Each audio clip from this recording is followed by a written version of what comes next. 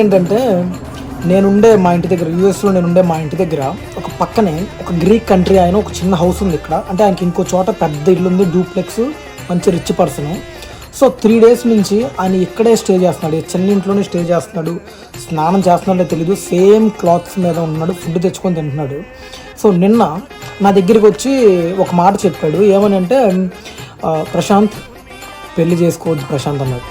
నాకు అప్పుడు అర్థమైంది, వాళ్ళ వైఫ్కి ఆయనకి గొడవ అయింది. సో ఆవిడ మీద అలిగి ఆయన ఇక్కడ స్టే చేయడానికి వచ్చాడు, ఉంటున్నాడు, ఇక్కడ స్టే చేస్తున్నాడు. నేను ఇప్పుడు దాకా అనుకున్నాను మన ఇండియన్స్ ఎవరైతే ఉన్నారో వాళ్ళే ఇలా అలిగి ఇలా ఎక్కడికన్నా వెళ్తారు, వేరే కంట్రీస్ వాళ్ళు డివోర్స్ తీసేసుకుంటారు, వీళ్ళు చాలా ఎథిక్స్ ఏం ఫాలో అవ్వరు అనే కాన్సెప్ట్లో ఉన్నాను. బట్ ఆయన చూసిన తర్వాత నా మైండ్ మొత్తం చేంజ్ అయిపోయింది.